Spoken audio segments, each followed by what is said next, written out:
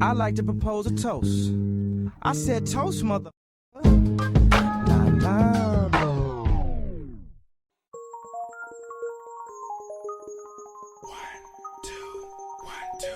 Yeah, it's Slum National, underground, thunderbounds, when I stop the ground. Like a million elephants, a silverback orangutan, you can't stop a train. Who wants some, don't come unprepared, I'll be there. But when I leave there, better be a household name. Weatherman telling us it ain't gon' rain. So now we sitting in a drop top soaking wet. In a silk suit, try not to sweat.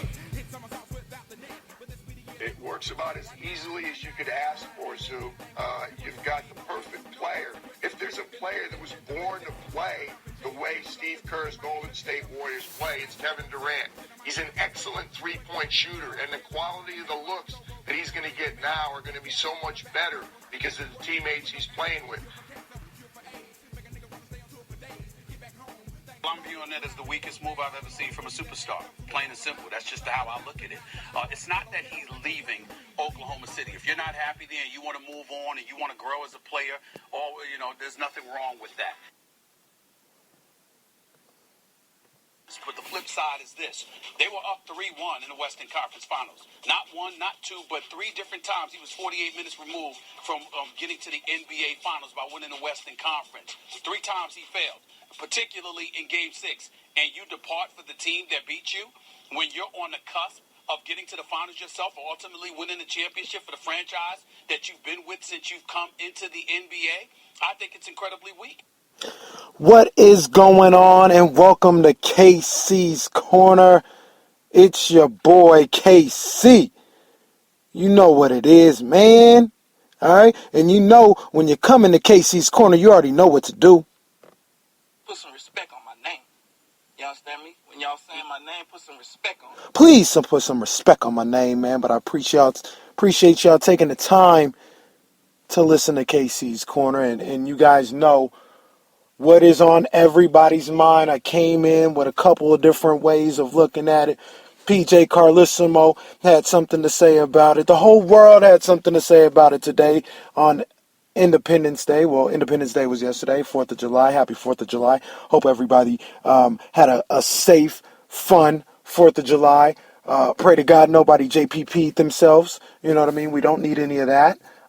So, yeah, definitely want to take care of that. But 4th of July, the fireworks were set off at the crack of dawn out here on the West Coast when Kevin Durant decided to make it official and go to the Golden State Warriors. Wow. You know, it's funny because, you know, I was kind of hanging on this, trying to see how things were going to go, what was going to happen. And I know he had talked about he was going to make his decision on July 4th. And, you know, I'm not a Warriors fan and I wasn't stressed out about it, but I found myself in and out of sleep on Sunday night. And in the middle of the night, I would kind of wake up or I would have these dreams for whatever reason. And the whole time I thought Kevin Durant was going to come back to OKC. I said, you know, he's going to stay in Oklahoma City at least one more year, give it a shot. I really felt that way. I felt he just wanted to feel the love from the teams around the league and get a feel for maybe what would be on the table the following year if it didn't work out in OKC. But I thought he was going to stay the whole time. But for some reason, I was waking up in the middle of the night, you know, kind of having these dreams that he decided to go to the Golden State Warriors. And I don't know what it is. You know, I was like, I would wake up and, you know, I was dreaming of watching SportsCenter and it's official. Kevin Durant has chosen the Warriors. And I was like, man, kind of scratching my head in my dream. You know what I mean? I had these dreams about it for whatever reason. And that was the first time I ever really thought he might go to the Warriors. Now, during those dreams, I also had dreams that he was going to the Knicks. So you guys know these were clearly dreams. I don't know why I was dreaming about Kevin Durant's decision. I don't know why it was on my mind all night, but it was. And sure enough, when I wake up to Kevin Durant making it official. He's going to the Golden State Warriors. And I tweeted it. It was my first thought. It was my thought weeks ago when I saw it was a possibility. It was incredibly weak on the part of Kevin Durant to go to the Golden State Warriors. It just was. It just was. There's no getting away around it. And I felt this way before. I didn't even hear Stephen A. Smith. It's ironic that we had kind of the same outlook on it. You know, I like Stephen A. Smith. Me and him tend to think alike on a lot of things. I know some people might not like that or might not think highly of me thinking the way Stephen A. Smith does sometimes, but I like the brother, and we were locked in sync on this one. I didn't even hear him say it, and the first thing I thought was it's just incredibly weak. It is a weak move by a great player. And I agree with Stephen A. Smith. It's the weakest move I've ever seen a superstar player make. I mean, you look at what it is. You know what I mean? The team that he decided to go to not only beat them in the playoffs, but in a lot of respect, embarrassed them by coming back from 3-1 and ripping their hearts out in the playoffs. And he joins them? He joins forces with this team? I mean, the thing I keep coming back to is I'm from a different era. It doesn't seem like it, and I don't voice it out there a lot, you know, but all my life I've been extremely competitive. I am an extremely competitive person. I don't need to go out there and say it and be like, I hate to lose and all this. When I'm mad, I don't take losing well. No. It's not about that. But I'm extremely competitive. And there's no way myself, the competitor that I am going to go team up with a team that just knocked me out of the playoffs the very next year. I'm not doing it. I'm getting in the bunker, I'm getting in the gym, and I'm figuring out what I have to do to beat them. I need to beat them. I need to beat them, period. Not join them. I'm sorry, that's weak. Like I said, I'm from a different culture. I'm from a different era. I'm a competitor. I'm the ultimate competitor. I'm not joining forces with these guys. I'm just not doing it. I need to figure out a way to beat them. And he joins forces. And I say it's weak. I said it's not competitive. And, one of the first things I hear, in my mentions on Twitter, and I hear from different people, it's pretty much like LeBron James and what it's no different than what LeBron James did when he went to Miami. Shut your mouth. Okay? Shut your mouth. And now I'm not going to sit up here and say it's completely different, but I'm sure as hell not going to get up here and say it's the same damn thing, or really when you think about it, even that damn close, because it's not. Okay? Let me break this down for you. Okay? Let me break this down for you for it will forever be broke. Okay? You're 100% wrong. When LeBron James went to the Miami Heat had not won 73 games the year before. The Miami Heat had not won an NBA championship the year before. The Miami Heat had not knocked out the Cleveland Cavaliers the year before. And if you want to dive a little bit further, the Miami Heat, they talk about D. Wade already had a championship, and he did, 2006, won his championship. The 4 seasons before LeBron James got to Miami, they didn't make it past the first round once. That includes not making the playoffs at all one year. That includes The year after they won the championship, defending their title, they were swept in the first round by Chicago. That includes, in that entire 4-year span, the Miami Heat had 4 wins total in those 4 years in the playoffs. 4 playoff wins total in those 4 years. They had never won more than 47 games in that 4-year span. Never. LeBron gets to Miami. They don't win any less than 54 games in the 4 years he was in Miami. Make the finals every single year. The only year they didn't win 54 games or more was in the strike-shortened season of 2011 when they won 46 games and had a winning percentage of .697. Now you want to say, oh, well, he had D. Wade and he had Chris Bosh. That's why he won. Well, the year LeBron James left Miami, they didn't win 40 games and they didn't make the playoffs. Stop it. Okay? Stop it. They proved that they had a damn hard time winning anything without LeBron James before he got there and without LeBron James after he got there. All right? Stop it. So I don't want to hear that comparison anymore. It is not LeBron James going to Miami. It's not. Like I said, the Miami Heat didn't win 73 games the year before. The Miami Heat weren't NBA champions the year before.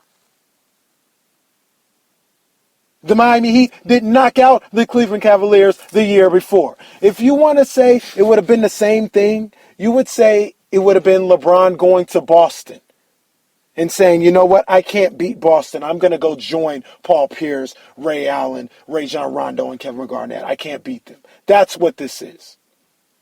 And even on top of all that, the same people that are out here defending Kevin Durant has spent years criticizing LeBron James for making the same move.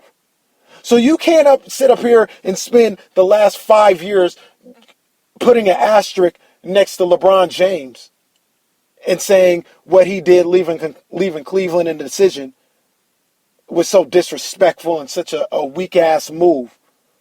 But sit up here and say, hey, Kevin Durant's a free agent. He can do whatever he wants. It's okay. He's just trying to win. No. We're not going to have it the same way. Okay? We're not going to have it the same way. And matter of fact, for the record, I had a problem with LeBron leaving the first time. I had a problem with him leaving Cleveland the first time. I didn't like it. And I don't like Kevin Durant leaving Oklahoma City. Once again, I'm a competitor. I'm from a different era. Okay? We've never seen anything like this before. We have never seen anything like this before. Nothing this week in our lives. Not Shaq. When he left Orlando, he didn't go team up with the Chicago Bulls after they swept him in the Eastern Conference Finals. He didn't go to Chicago. He went to Los Angeles. Okay? He took on a different challenge. And he was ready to accept that challenge and meet them in the finals if need be. LeBron James, like I mentioned, didn't do this. Kobe Bryant didn't go do this. Kobe Bryant couldn't beat Phoenix for those times before he got Paul Gasol. He didn't go say, hey, let me go team up with Steve Nash. Speaking of, Steve Nash didn't leave Dallas and go to Sacramento. Steve Nash didn't leave Dallas and go to San Antonio after he couldn't get any further with the Dallas Mavericks. We've never seen this before. And, you know, I talk about being from a different era and being a competitor and all those things. You know, and people say, well, you know, yeah, those older guys, they didn't leave because they were locked in contracts. We don't know if they would have left or not. You're right. We don't know if they would have left or not. So don't allude to the fact that they maybe could have left, because we don't know. What we do know is they didn't. Okay? They didn't leave. For whatever reason, they didn't leave. Jordan didn't go look to team up with Isaiah Thomas after he couldn't get past them. Isaiah Thomas didn't look to go team up with Larry Bird after he couldn't get past Boston.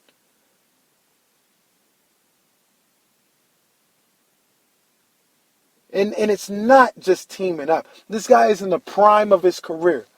He's a top 5 player in the game. We're not taking away. Here's the other thing about it.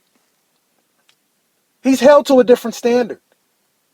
We're not sitting up here critiquing Kevin Durant as if he's good or not. We know he's good. He's great. He's going to the Hall of Fame. He's one of the great players we've ever seen in our lives. And because of that, he's held to a different standard. He's not held to the regular standards of a Paul George. You know what I'm saying? He's not held to the standards of a, I don't know, give me anybody out there. I don't even know. A mid-level star, an all-star. He's going towards legendary status. The legends didn't do this. The legends did not do this. Now, am I sitting up here mad at KD? No, I'm not mad at KD. I've said before, I've said numerous times, man. I like KD. I think he's a great guy. I'm starting to question his ability to handle the pressure at the highest of the high levels. I'm starting to question that a little bit. I'm starting to worry about that, and this move does not help that. It screams, I don't want the pressure. I can't handle it.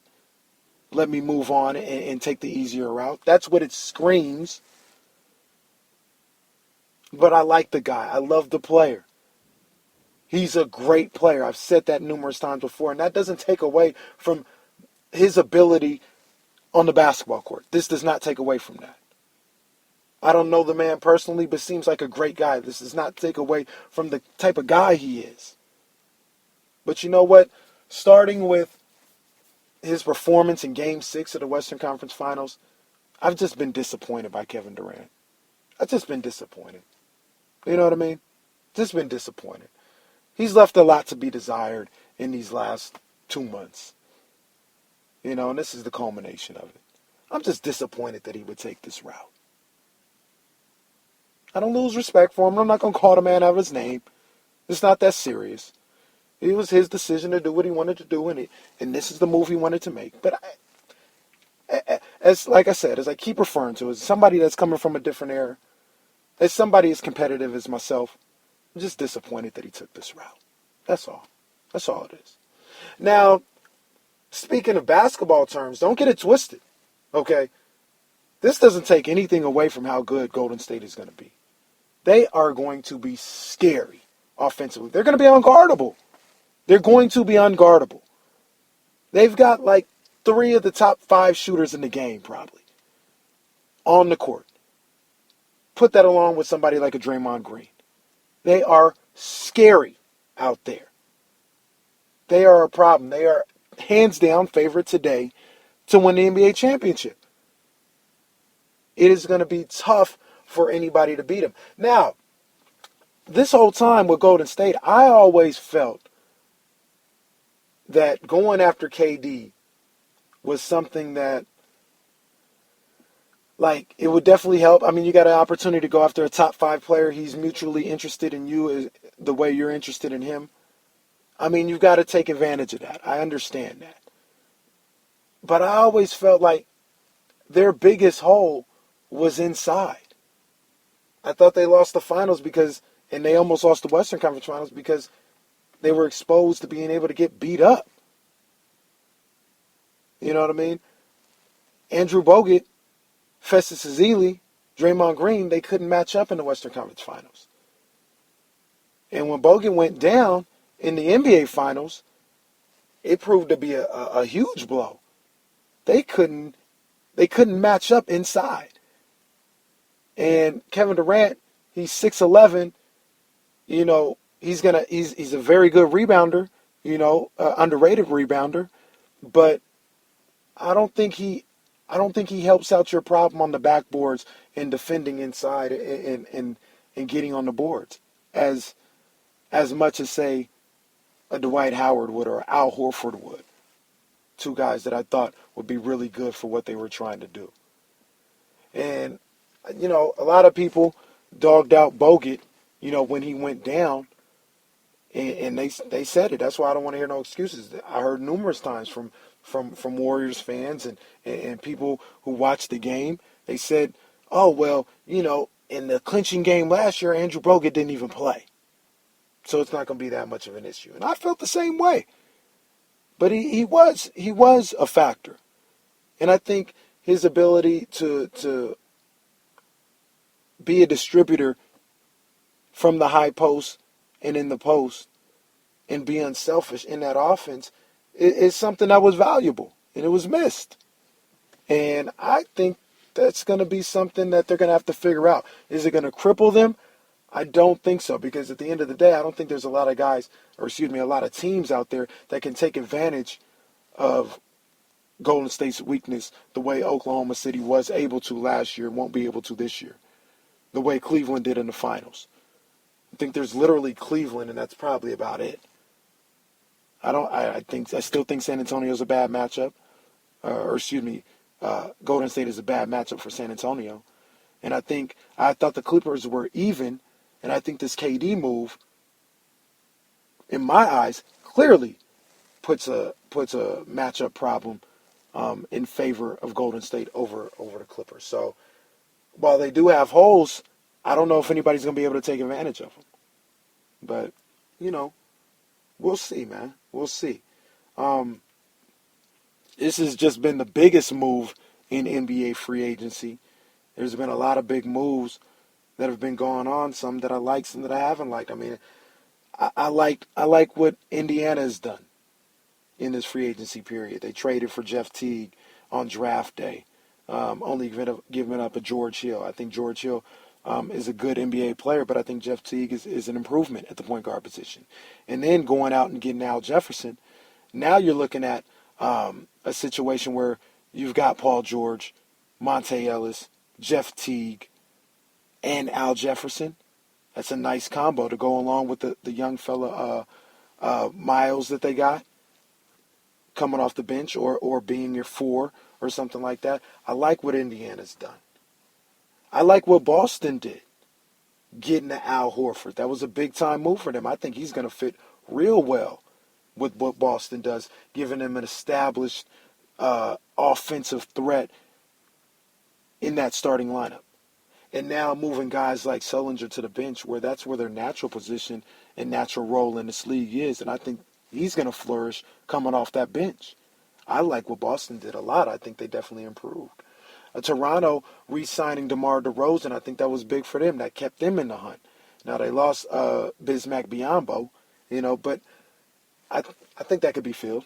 I think it was really important for them to be able to re-sign DeRozan. And speaking to the KD situation and comparing it to DeRozan talked about him staying in Toronto and wanting to create a legacy. Wanting to do something special in Toronto. That's the type of dude I am. That's what appeals to me. I'm not saying nothing is right or wrong or anything like that, but him having that type of mindset, that's the type of mindset I would have. And that's what appeals to me.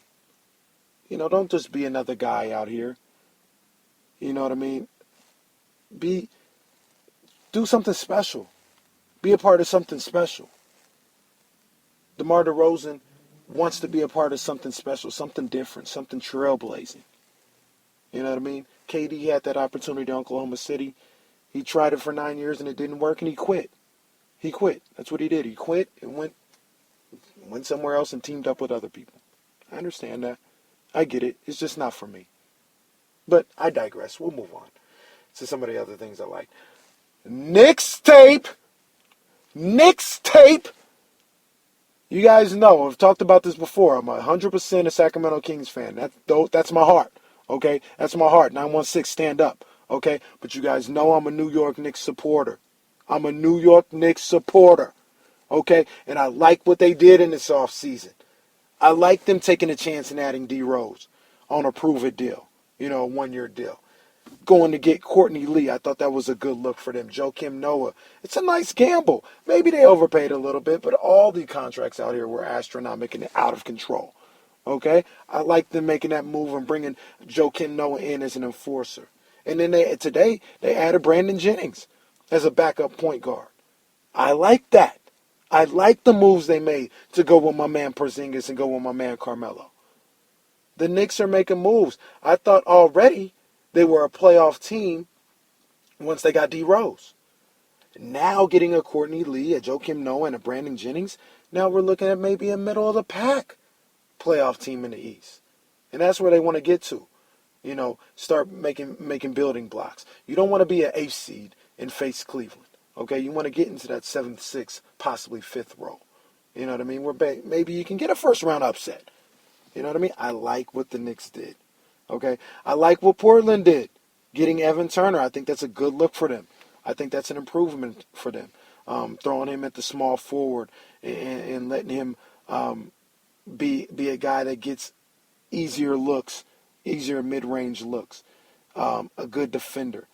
Maybe can, in certain situations, can handle the ball a little bit and get Dame off the point sometimes and let him try and get open for his shot sometimes.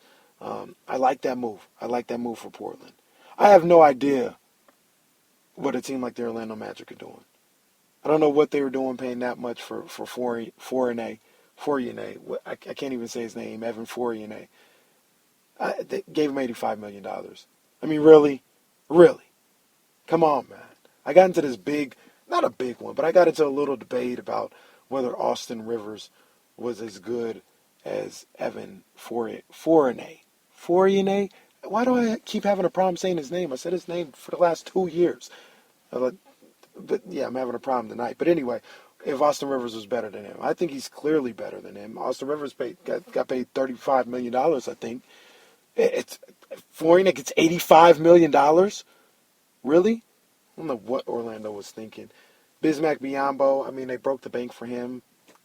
It's not a move I would have made, especially after you traded for Ibaka, and that trade was ridiculous in the first place, giving up Oladipo. I don't know what you're doing there. Then you go get Jeff Green and DJ Augustine. I like those two guys, but I don't know what Orlando's doing. Like I said, I'm a Kings fan. People crack on Vlade Divac and Vivek all the time, but don't mention a word about what the hell Orlando's doing.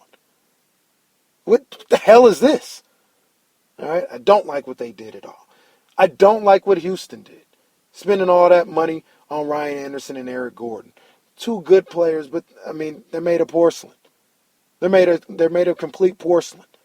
And Ryan Anderson, great player. I would have loved him in Sacramento under the right circumstances, but he's not worth the money that he got. I think he got $80 million or something like that. I could be wrong, but I think he got $80 million. Come on now. $80 million for Ryan Anderson? And then Eric Gordon hasn't played a whole season in 5 years. And they gave him a nice deal. And they're going to rely on these two guys?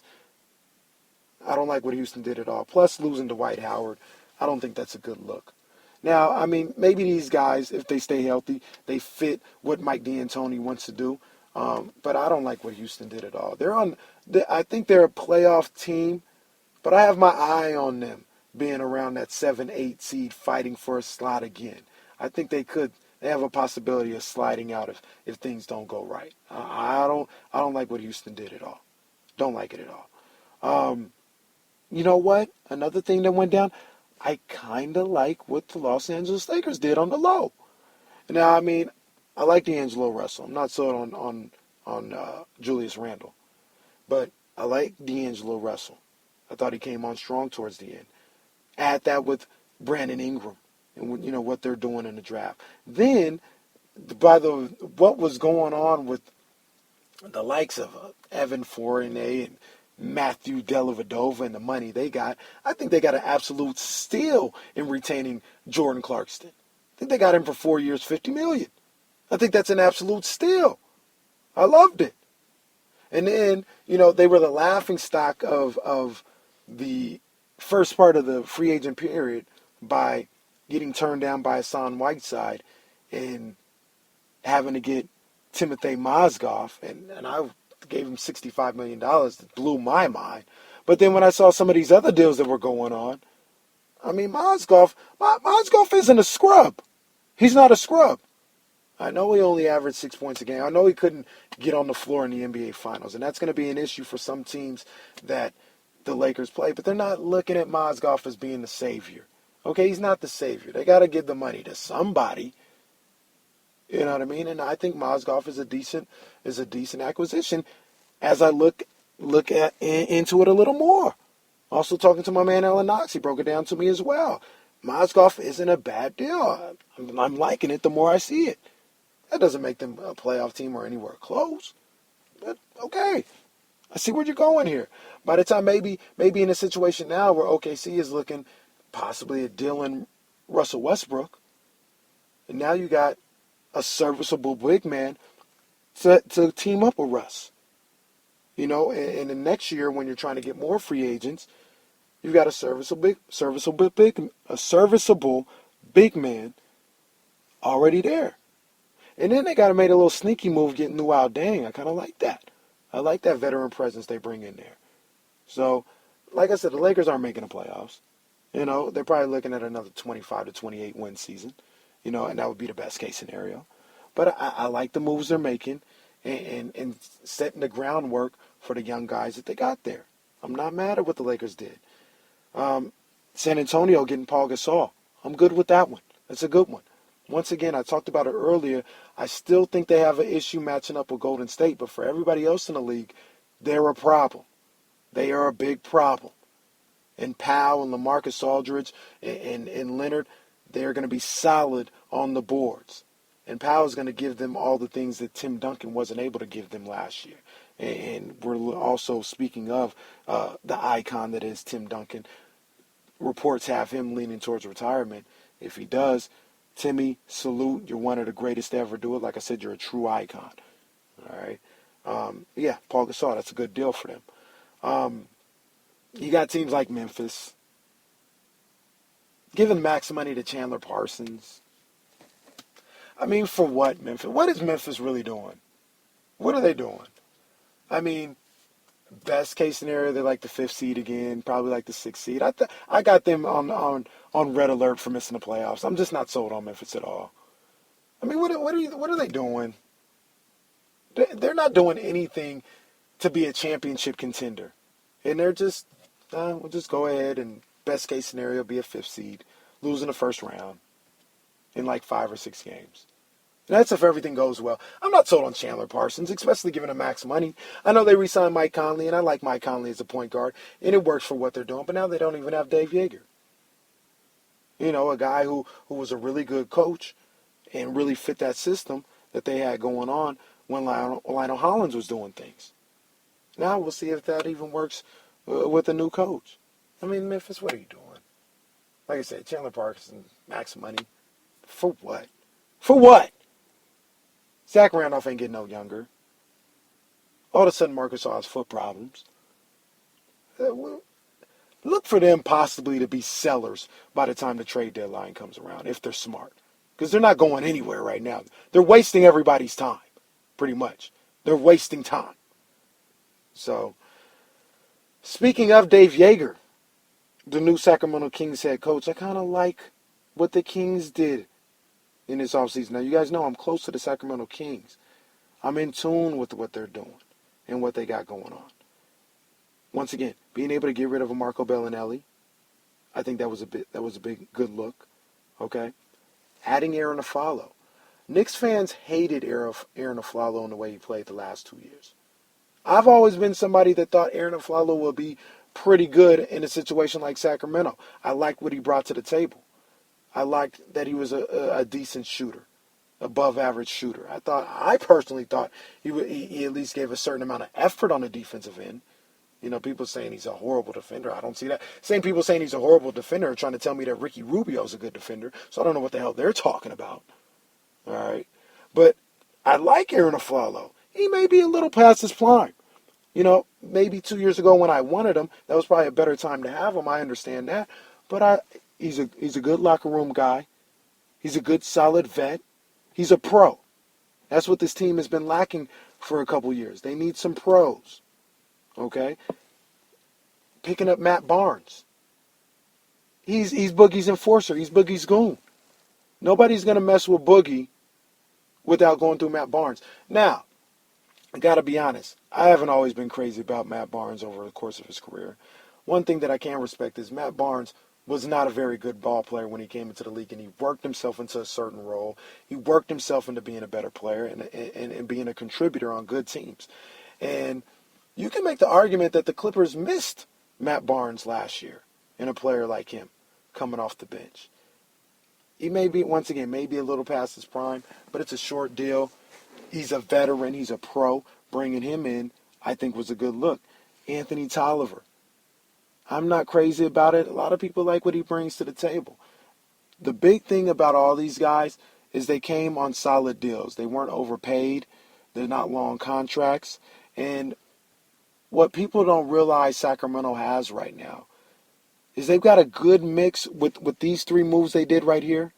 They've got a good mix of vets that they're bringing in, you know, to go along with a Caspi type guy, a Kosta Koufos type guy, a Rudy Gay type guy. Bringing those guys in that they brought in this free agency period to go along with those vets with some young guys that we kind of like here. DeMarcus Cousins is only 25 years old. Willie Cauley-Stein is a good young piece. Darren Collison is under 30 years old. I want to say he's about 27 years old. You got Richardson that you drafted. You got Skal Labissiere that people seem to really like. This guy that we'll see, Papagiannis. I don't even know if I'm saying his name right. He's a young cat that there's a mixture of, right now, with what they put together, there's a mixture of young and some vets. Okay? I like that. I don't like the fact that they let Seth Curry go. You guys know I'm a big Seth Curry fan. But I didn't like the way they let him go, especially for the contract that he ended up signing with. I think he got 2 years, $6 million. Couldn't give that to Seth Curry. Are you crazy, Vlade Divac? I didn't like that at all. But what it kind of tells me is there may be something on the horizon because there's a log jam in the front court. There may be something on the horizon with maybe a Rudy Gay, Kosta Koufos, and Ben McLemore possibly being on the move soon. Look out for that. And maybe if they can turn that into a starting point guard, maybe like an Eric Bledsoe, I'm wishing upon a star. You know what I mean? Now we're talking. So hopefully that's what's going on. But that's what's going on with me, man, and going on in NBA free agency. You guys know I had to get in here and talk about it a little bit and kind of voice some of the things that I see. And it's still not done. NBA's got Summer League coming up, so we've got we just get to see the rookies. Get to see what some of those guys are going. I heard Ben Simmons play really well today. Jaylen Brown was playing as well. So it's time to check that out. And yeah, man. I had to spend an adequate amount of time on free agency, and I waited until this KD thing went down, and boy, was it a bombshell. KD, you made your decision, brother. You made your decision. I wish you the best of luck. Warrior fans, you guys will be as obnoxious as ever. But, hey, I salute you. It's going to be fun. And, yeah, man, we'll see what happens. We will see what happens. More KC's Corner coming. I got some things in the work the next couple of weeks here as summer comes upon us and we go into a little bit of a dead period for basketball. And then we start to ramp up a little bit for baseball. And football's around the corner. So we got some things popping off. I got some things in the work. I got some guests that I'm going to get on here. We're going to have some fun in the summer and take this thing to another level. I appreciate y'all listening. And I got some other things going on too. So I want you guys to be on the lookout for that and be prepared for that, man. It's some things I'm excited about. So you guys will hear more about that as the weeks go on. So once again, I thank you guys listening. You know what it is. Tell a friend. Please tell a friend to tell a friend about KC's Corner. And, hey, man, I'll be back here, man. I'll be back. Y'all know what it is. I'm out of here. KC's Corner. Peace. Are y'all finished or y'all done? I ain't got no more talk. Bumping up and down the street, slam back, can't let bye-bye. Niggas ain't 75 MCs freestyling to the beat.